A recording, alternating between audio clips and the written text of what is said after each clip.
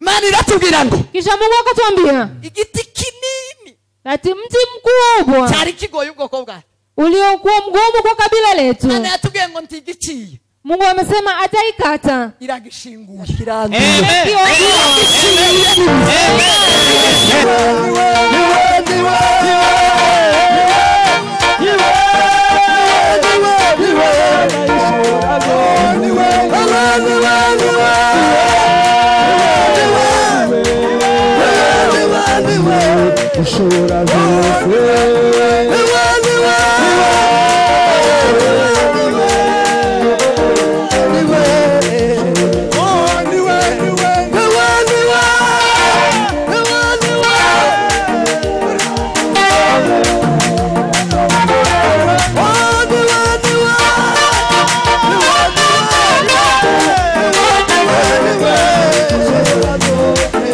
Waza tuguranura agakondo yacu. Tumefanya exchange ya urithi wetu n'abayigurishije na wale walioiuza. Imana yatubwira ngo iboti bakibaye. Mungu akatuambia wao wataishi huko. Mwitegure kubahamba. Mujitayarishe kuwa sifa. Abantu baza bavuga ngo Kongo yarapfuye. Watu wanaosema Kongo imeisha. Abarozi bose. Hao wote ni wachawi. Ngo yarapfuye ngo ndizoki. Imeisha itapona kamwe. Irakizuraje. Sasa itapona utakimbilia wapi? Tumeinunua Kongo. Tunakutafutia viti za kanisa urejee nyumbani. Kafungue kanisa huko. Tumeomba siku 3, wameomba samani. Tutarya bila kula, tunywa maji. Kunywa maji tu. Andi make make. Tena kidogo kidogo. Baza batugerera. Uriya wapi? Mchungaji hapa. Azigusengesha. Anajua kuombesha sana. Amazi make. Maji kidogo tu. Tusengera Kongo. Tukaombea taifa la Kongo. Cyane cyane ubwoko bw'Abanyamulenge. Sana sana kabila la Wanyamulenge. Nuko. Ni hayo. Aho kagira inku. Tugira iminsi 3. Siku 3. Nuko. Ni hayo. Iyo minsi 3. Na hizo siku 3. Imana iratubwira ngo kumukozi w'Imana. Mungu akasema kama jinsi mtumishi wake amesema. Iratubwira ngo iduhagurukije Yoshua. Akatuambia ametusimamishia Joshua. Amen. Yoshua arahagurutse. Yoshua amesimamishwa. Yoshua arazagurutse. Yoshua amesimamishwa. Arazagurutse. Arazagurutse arahagurutse. Amesimamishwa. Arahagurutse. Amesimamishwa. Kubwo kutwinjiza muri gako. Ili apate kutuingiza kwa urithi wetu. Amen. Amen. Hapana kutusiga mu butayu. Hapana kutuacha jangwani. Abo kutusiga mu butayu bararangi. Wale kutuacha jangwani wameenda. Wagurutse ubunyi. Yule amesimamishwa sasa. Nuko kutwinjiza muri kanisa. Yo kutuingiza kwa urithi. Amen. Amen. Amen. Abantu baza bavuga ngo Kongo yarapfuye. Watu wanaosema Kongo imeisha. Abarozi bose. Hao wote ni wachawi. Ngo yarapfuye ngo ndizoki. Imeisha itapona kamwe. Irakizuraje. Sasa itapona utakimbilia wapi? Nta buryo, nta mugabane, nta gose. Hauna ni, hauna kumbukumbu, hauna chochote. Muzitegereza abantu bose bazavuga ngo Kongo yarapfuye ngo watu wote mnaosema Kongo imeisha. Usanga batanagira n'ikibanza mu Minembwe. Utapata wana hata shamba huko Minembwe. Cyangwa iri. Ama mahali popote. Nta buryo, nta gwibutso. Hamna namna, hamna kumbukumbu na hamna urithi. Gira mugenzi wawe. Ambia jirani yako. Kongo ni gakondo ya. Kongo ni urithi wetu. Kongo ni gakondo yacu. Hoprato ni gakondo yacu. Kongo ni urithi wetu. Mwebe mutazamuja gusenga ngo mubone ibintu. Nyinyi msiomba mfunuliwe mambo. Imana yatweretse. Mungu ametufunulia. Hoprato. Milima mirefu. Ametufunulia milima mirefu. Kwa gakondo ya. Ya kwamba hiyo ndio urithi wetu. Amen. Ni watu huko nyumbani. Ni watu. Huko ni kwetu. Ni watu. Huko ni kwetu. Yatubwira ngo ni gakondo ya. Ametuambia huo ni urithi wetu. Yazishwa. ilikuwa inauzwa none twaguranuye na sasa tumenunua tena. Naratangaye Yuda wagurishije Yesu. Yuda aliyemuuza Yesu ibiceri yamugurishije tiyabiri. Alimuuza shilingi 30. That bob. 30. Tiyabiri.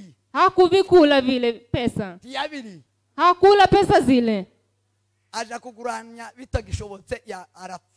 Alirejesha na ikuwezekana akaishia kufa. Natwe twaraye tuguranushije. Ese no kugura. Na sisi tumefanya hiyo exchange. Kuguranura. Yes. Waza tuguranura agakondo yacu. Tumefanya exchange ya urithi wetu n'abayigurishije. Na wale walioiuza. Imana iratubwira ngo iboti bakibaye. Mungu akatuambia wao hataishi huko. Mwitegure kubahamba. Mujitayarishe kuwa sika. Reverari ambwe ngo simvuge cyane. Mchungaji alikuwa ameniambia nisiseme mengi. Babariraga nuko nabonye bene wacu. Samahani sana, nimeona ndugu zangu. Twaraye tuyiguranura. Tumenunua kwa mgezi wangu kongira hari. Ambia jirani yako kongira hari none. Nigi yetu huko kwa leo. Kwa leo huko. Revera ategure fundraising y'intebe uzotahe uje mwikanisa. Pastor kinangu uzotahe uje kwikanisa. Mchungaji akakuletea nyumbani. Twaraye tugura. Tumenunua nyumbani. Amen. Basa kwiko. Hallelujah. Hallelujah. Amen. Murataga muje kubwira abahungu mubabwire ngo twaraye tuguranuye mwambia kwamba tumenunua Kongo. Intebe zikanisa utahe. Tunakutafutia viti za kanisa urejee. Kafungue kanisa huko. Amen. Hallelujah. Kabisa. Bamumese.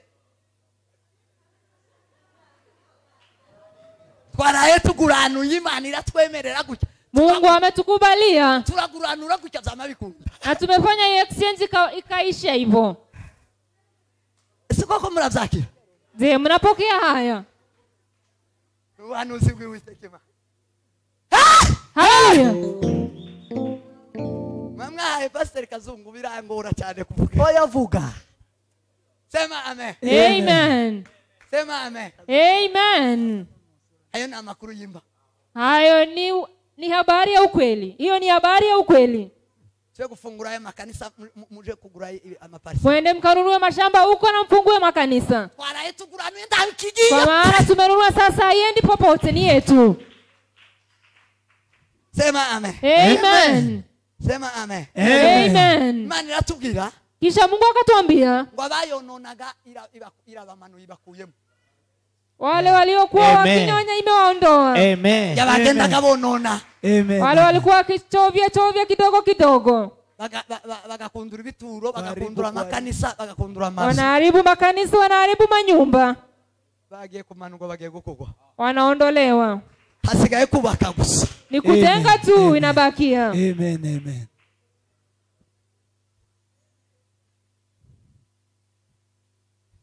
Mani iratubwira ngo. Kisha Mungu akatuambia Igiti kinini. ati mti mkubwa. Cyari kigoye ubwoko bwacu. Uliokuwa mgumu kwa kabila letu. Mana yatubwiye ngo ntigiciye. Mungu amesema ataikata. Iragishinguye. Amen.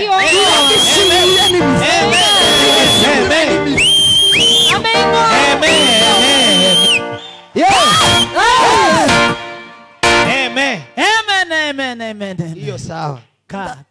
Ndavuga manuzi akama. Ariko zote nakanwa k'Imana. Hayo yote ni maneno ya Mungu, ni kutoka kwa mdomo wa Mungu. Ngo kubwiriza. Ni kama kuhubiri. Kweli. Ni bimwe byose bivuye mu kanwa kanjye. Yote ametoka kwa kinywa cha Mungu. Biblia imetoka kwa kinywa cha Mungu. Nibi bivuye. Na unabii huu umetoka kwa hicho kinywa tu. Abantu basi kwitegereza neza. Wale wanajua kutazama kwa makini. Ninjireyo murabisanga. Muingie na mtayapata ndani. Mje kubisuzuma. Muende mchunguze. Iravuga ngo cyagiti kinini. Kasema yule mti mkubwa cyari gihagamye ubwoko bw'abantu. ambayo ilikuwa inanyanyasa ukoo wetu. Waho buri hose kwisi. Pale bulipo ulimwenguni. Natangaye sari. Nimeshangaa sana. Urebe Muangalie walio Marekani na walio kwingine. Barahagamye bose. Wote wamekandamizwa. Sio wale tu walio milimani. Mungu amesema ni kwa wote wa Wanyamulenge. Wale wote wana vitu vingi. Wengine hata wameuza. Wametuuza na wanakula hizo pesa. Hao wote. Mungu amesema mti huu ameung'oa.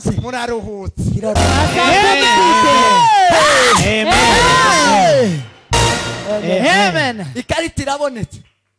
Vitambulisho vimepatikana. Na mimi nitakimbia kuchukua yangu pia. Na mashami yacho yose nabijya byose bishingikirijeho. Na yale yote birashingutse byose. Imeonolewa yote.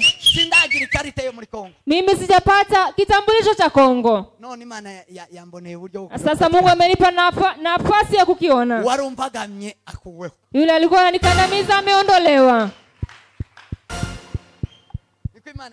Hivyo ndio Mungu amesema. Kwa siku chache tu mtamsikia. Siku chache zijazo mtasikia na mtaona jinsi watu watarejea nyumbani. Wakielekea nyumbani. Tulikuwa tunapima mashamba huko. Huko nyumbani milimani. Nutaba tayari ariko wowe nzogukebura. Tuzama twiruka batazaja kudufatira aha. Tutakimbia kuchukua nafasi wa kwanza. Kweli? Mibundi wacu.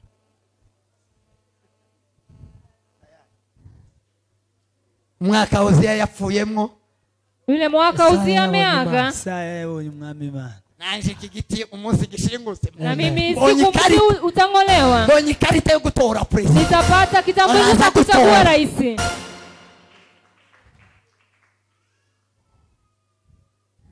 Nakira yo makuru mashi. Mpokee unabii huo mpya. Amen.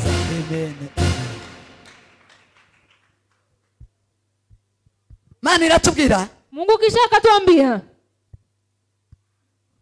ngo yunamuye ingota.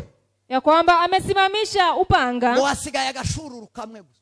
Kuna bakia tu kitu kidogo. Agiye kuba agashururu kamwe. Pepo. Ka kitu tu kadogo. Upepo. Asante. Agashururu kamwe gusa. Pepo moja tu. Ako gashuru. Na upepo huo kazajanamwo bamwe ba. Katabeba wengine wetu. Ariko baki. Lakini wachache. Ukazaba gatunganyije neze. Na katakuwa igihugu. Katakuwa kamesaisha kila kitu. Nuko tugende. Na hivyo tutarejea. Sawa ndimuvyo mshereka ngatambuke ko sengasubira. Ako mtakapokea vyema hata tukapite.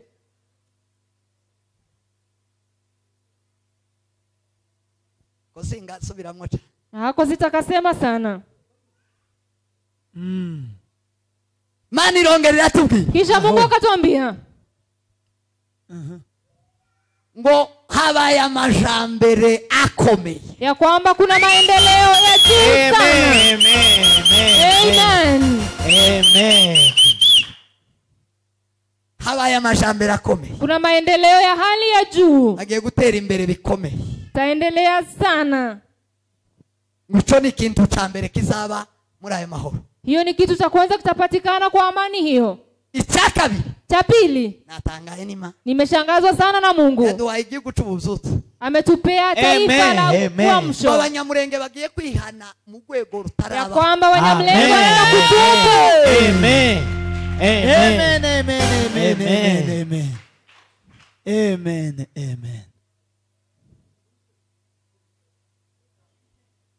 Barihanye bajya bose. Wale wote watatubu. Bachishije. Wale wote wamefanya hayo. Wenye uchawi.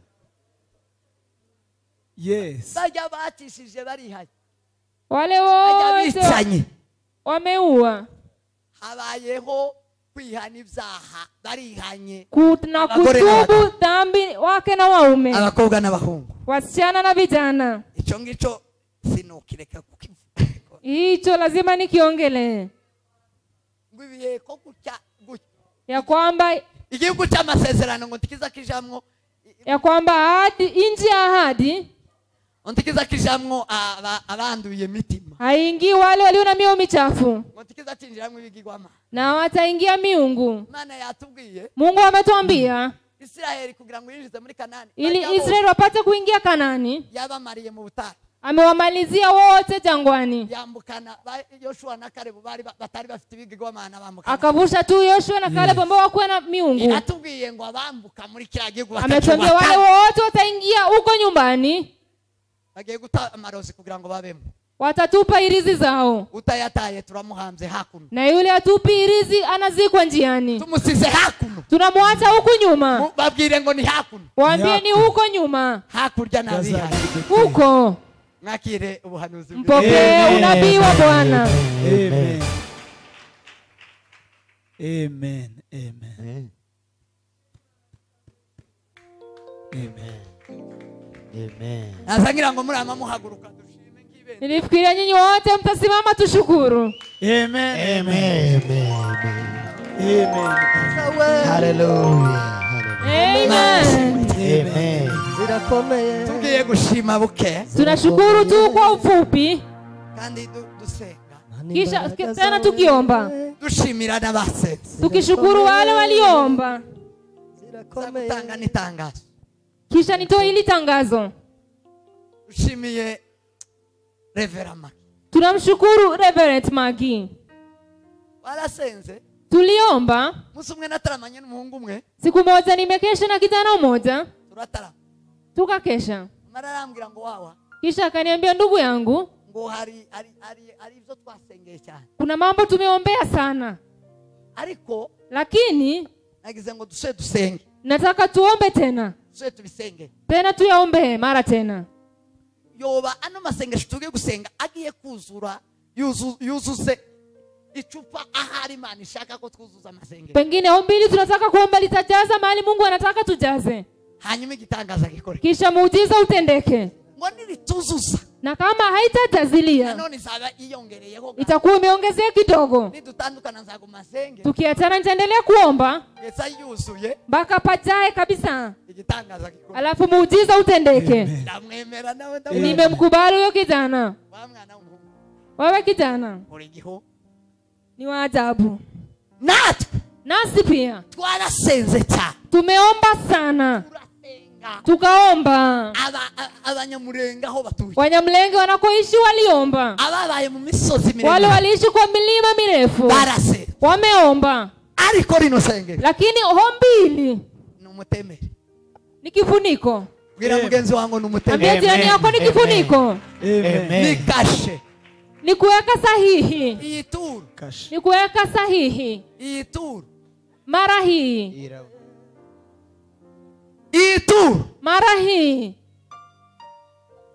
Sawa, naachia hapo. turabashimiye, Tunashukuru sana. Imana ibahe umugisha mwinshi, Mungu awabariki sana. hamwe na pasiteri wasenze Pamoja na pasta aliomba atazi icyo Imana yamubwiye, bila kujua ni kipi Mungu anamwambia, n'abandi bose. na wengine wote Yesu abahe mliomba. umugisha. Mungu awabariki sana. Tugiye gushima Imana, Tunataka kumshukuru Mungu. turashima Imana mu masengesho, Tunashukuru Mungu kwa ombi, hanyuma kisha dufite gukora tunafanya kitu, hamwe no gusenga dushima, tunaomba tukishukuru, tugumiza kubwira Imana ngo tibuka mu misozi, tibuka mu misozi, tukiambia Mungu ashuke kwa milima, ashuke kwa milima, tibuka, tibuka. shuka shuka Mungu. Uku kwezi kose kugeza mu kwa 10, Mwezi huu kufikia mwezi wa 10, Amen. Amen. Amen. dufite indumwa Imana yaduhaye kuja iriya rugo, tuna mtume ambao tumetumwa kwake huko milimani kuja gushita bino byose tuvuge, kuambia haya mambo tumesemea hapa, wabibwira ikirere, abibwira ubutaka, awaambie anga na awaambie ardhi, ajana ubu buzima aburyamane ku butaka, aende na uzima huu alale nao kwa udongo, nuko ivyunguti byose bimanuka, amegwe yose asubire mu isaho, na tamaa yote iletee kwake, amacumu yose asubire Rwubati. niko Imana yatubwiye. Abo rero hao sasa ko barategurwa ko turabategurira kugenda. Wanaandaliwa safari. Nta tiketi basavye. Hatujawaomba tikiti. Ayo nimwe tuzosaba. Na hatutaomba kamwe. Imana yaita. Mungu ameshaipeana. Amen. Haleluya. Amen. Ko turitegura. Tunajiandaa tu. Ngira ngo tuzofata izo ndumwa ili tuende mitume hao zigende waende maze mubone igitanga kisha mpokee muujiza. Zamwanga kwemera ndabaza. Najua mnakataa sana kukubali kama mtaona. Zamwemera bibaye. Mnakubali tu mambo yakitendeka. Naza bahanurira gabwira yo. Nilikuwa na watabiria na waambia. Naza batangariza. Nilikuwa na watangazia. President ni Ruto. Nikiwaambia kwamba rais ni Ruto. Bakasha kuntera mabuya. Mnataka kunipiga mawe. None mwamwemeye. Sasa mmemkubali. Mwamwemeye. Umemkubali sasa. Uko murizeye? Sasa hivyo umeamini? Batoma. Mwizeye? Je, umeamini? Sawa. Hapo sawa. Na kabiri muzoze tuje mwirahiraye. Kweli. Ni hara Kasarani. Amen. Amen. Izo ndumwa zizagenda. Hao mitume wataenda. Hanyuma dutekereza ko zitazagenda maboko masa. Na tunafikiria wataenda mikono mitupu. Uku kwezi kose. Mwezi huu wote. Uzohakikishe ko. Hakikisha ya kwamba wewe n'umwana wawe, mtoto wako, n'umugabo wawe, n'umugore wawe, mke wako wala mume wako, na mwene wanyu, hata ndugu yako, mutumye isalamiri. Mmetuma salamu huko. Mutumye ese nugutaba nukugira gusura. Indoro. Batugendere. Waende kwa niaba yetu. Turebere bajya baciriritse. Watuangalilie wale ambao ni maskini zaidi. Bana barya bafite. Hapana wale wana namna. Badusurira abo bantu. Watembelee hao watu. Basige babahanura ubuzima busha. Na waache wamewatabiria maisha mapya. No. Ni hayo. Mureme. Je, mmekubali? Tugiye gushiraho nimero. Tunataka kuweka namba ya simu. Telefone. Nambari ya simu. Abari kuri mutandao. Wale walio kwa online. Itorero rya Kristo kwisi. Kanisa la Kristo ulimwenguni. Ya Mwiki na Junction. Mwiki na Junction. Itorero rya Agape Solution. Kanisa la Agape Restoration Church. Solution Church, samahani. Yes, church. Abo. Iyo nimero buri munsi wose bino vyuma bizoza bicisha ukwikigisha uko bagisha. Iyo nambari ya simu zapita kwa mtandao kila siku. Uko bashize kuri YouTube. Kila siku akiweka kitu kwa YouTube, kwa mtandao. Hii nimero ya M-Pesa. Hii nambari ya M-Pesa. Yo gusura,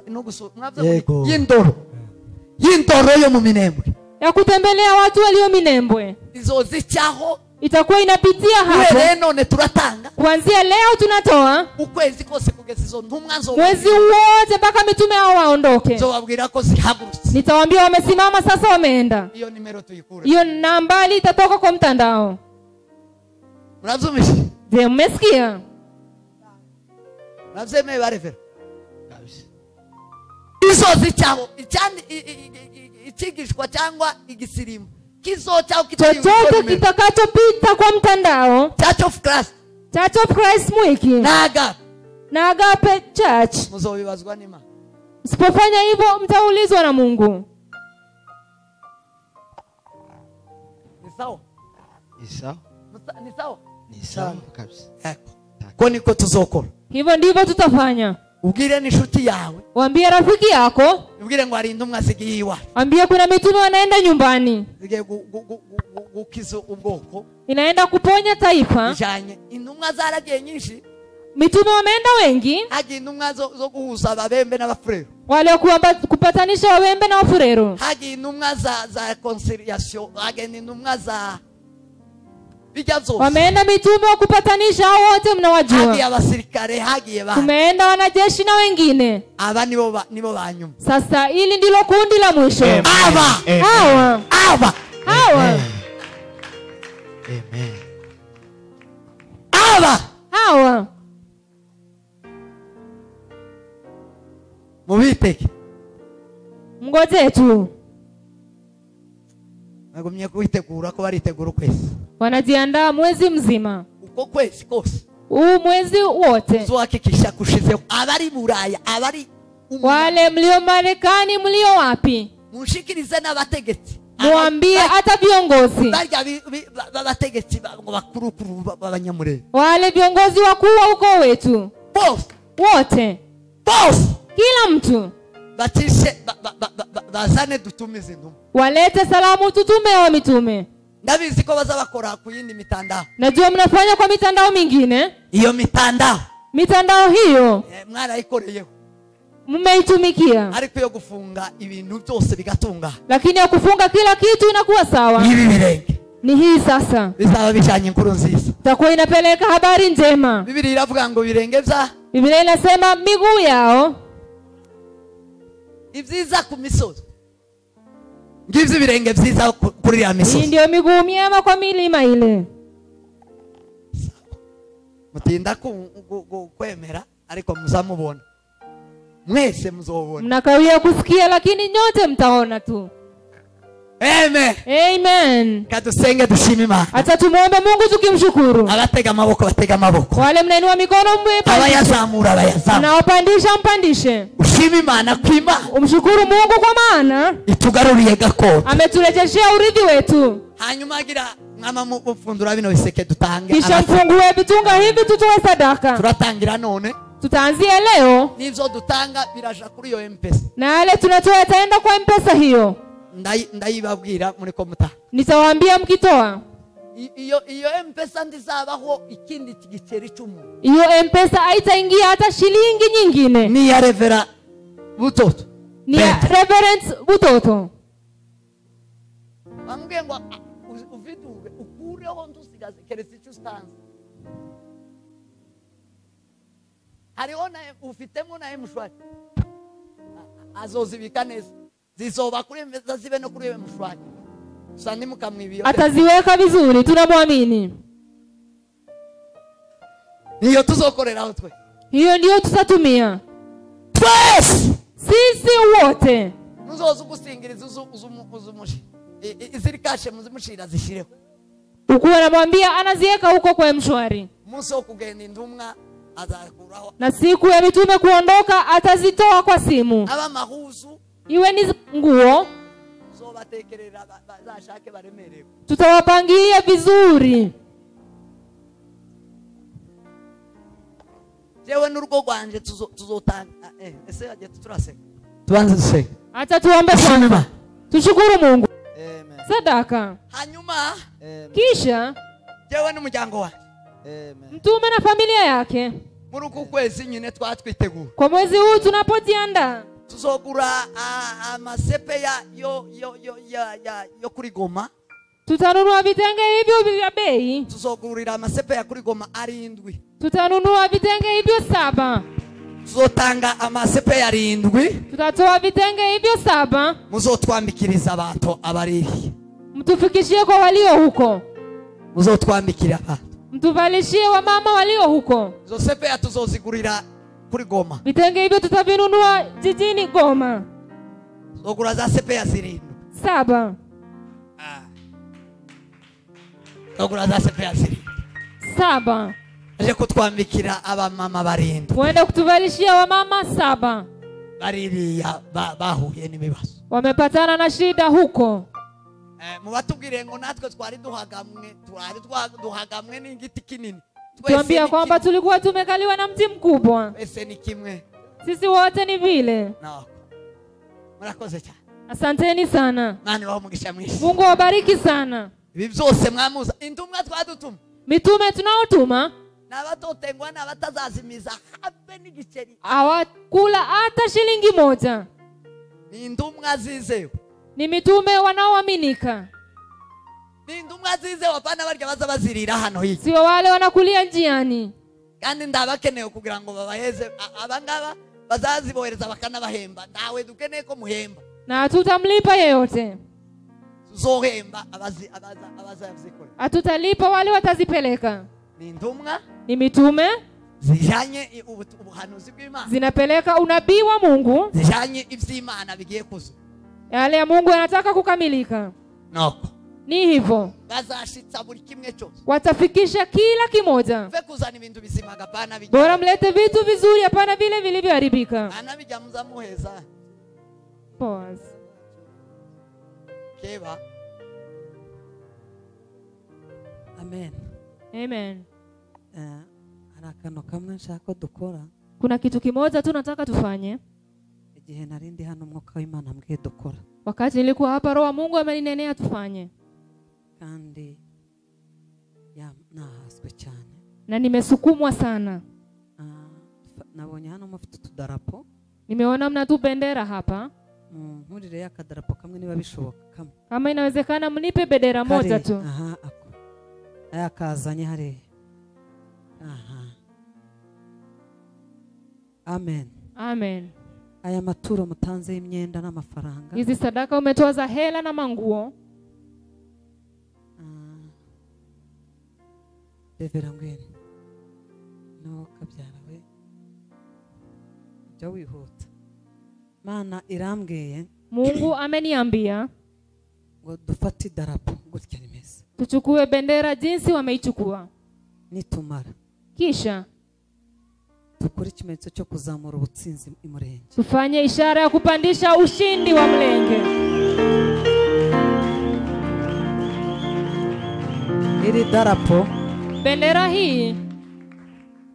Iri darapo. Hili bendera.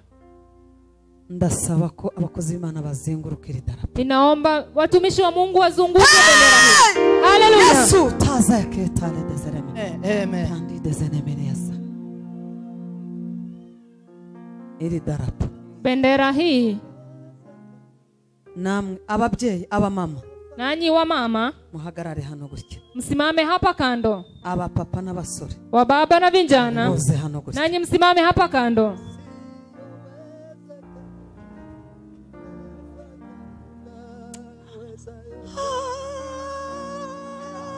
Yes. Yes, Lord. Yes, Lord. Hallelujah. Icyubahiro ni cyawe. Amen, amen.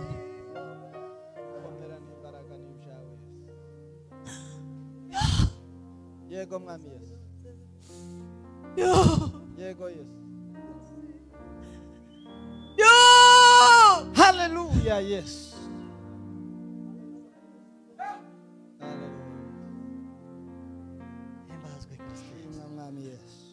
Ngo mwerekere ibiganza kuri iryo bendera abakozi b'Imana. Yego mwami Yesu. Ababyeyi namwe muvuza impundu. Tuzamuye ibiganza. Ngo abagabo mukoma amashyi. Bana turagushima. Tuzamuye ibendera mu rukiko. Mwami Yesu himbazwa. Turagushima Yesu. Hallelujah. Agushima uzukiza amana. Turagushima amana uduhaye gakondo. Turagushima amana udukirije igihugu. Bibiri iravuga ngo tuze imbere yawe ngo dusenge uzadukiriza igihugu. Duhindukire mana twaraye tuguhindukiriye. Mwami data tugize iminsi tugusenga duhindukira.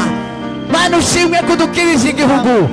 Data uhimbazwe mana kudukirije imisozi miremire. Izina ryawe ricyubahiro Yesu. Ibendera ryo kunesha. Ibendera ry'amahoro. Ibendera ry'ubutsinzi. Yesu ushimwe kuzamuye mu misozi miremire. Mu misozi miremire. Maze mwami data ukaguranura gakondo. Izina ryawe rigahabwa icyubahiro. Abahivi bagasohoka. Abahivi bakavamo.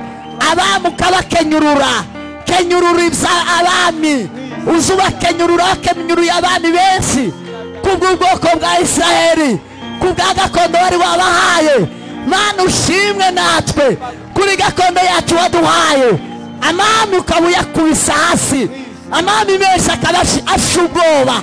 Mwami data nyiribihe uzamuye ibendera ryo kunesha. Ibendera ry'amahoro. Ibendera ry'amahoro. Ibendera ry'amahoro. Ndiryo ingike zose ziyeriko zikariduka. Data nyiribihe murenge. Yesu nyiribihe ubwoko bwacu. Mana nyiribihe bukagira agaciro. Izina ryawe rihabwa icyubahiro. mana dutembagaje agakengegwe igisuzuguriro twasuzuguwe kesi ariko mana nyiribihe data gitare gikomeye isezerano rya Gisaro data ndagushima icyo wasezeranije Gisaro umsoko pasaya farime gode paria biriye tari de sonse mana ukabugikoze izina ryawe rihabwa icyubahiro mu izina rya Kristo Yesu senga twizeye amen haleluya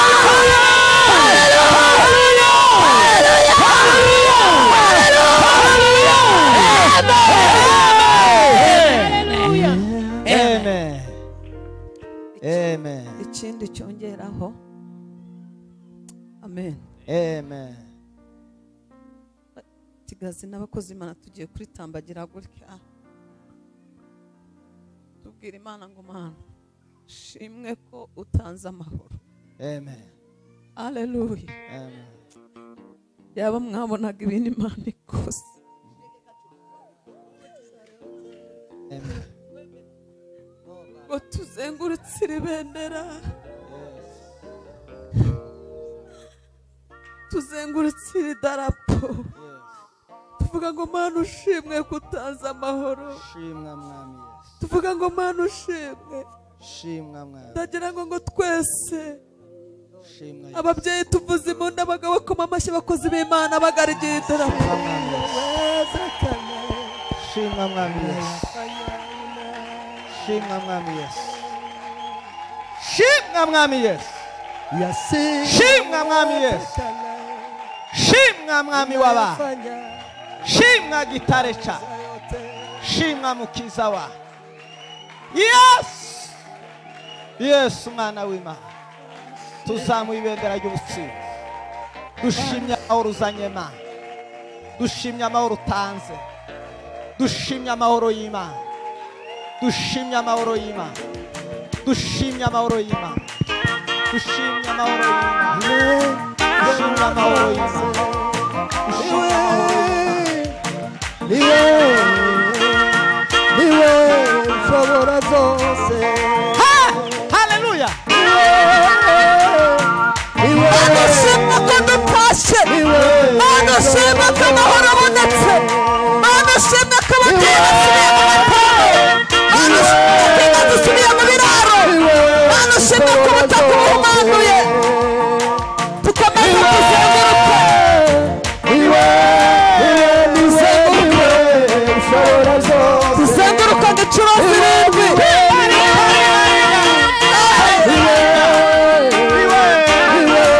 Ushobora zose. Niwe niwe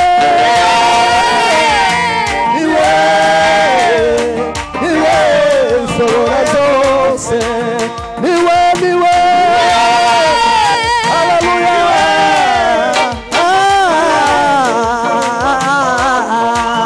Niwe niwe niwe Yesu wewe. Niwe niwe niwe niwe niwe ushobora zose. Niwe niwe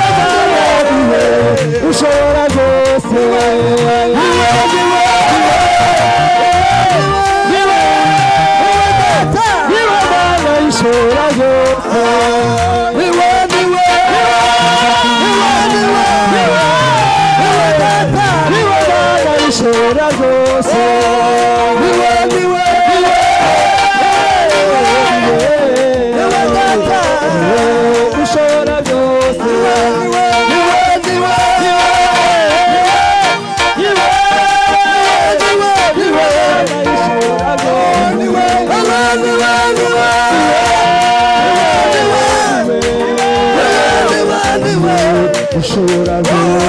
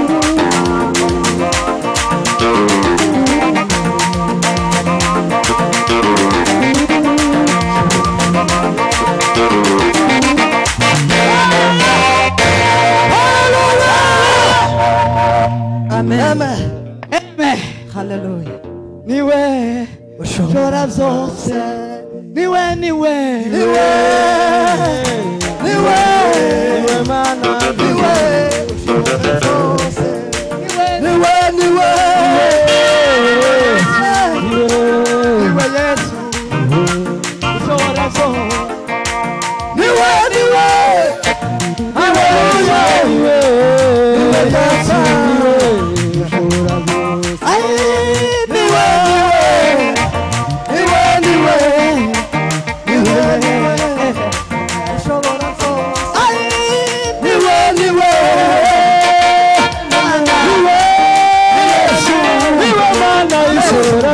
zose niwe niwe Mana ishobora zose niwe niwe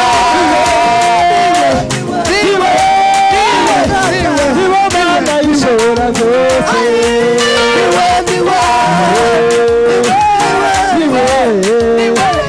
niwe Mana ishobora zose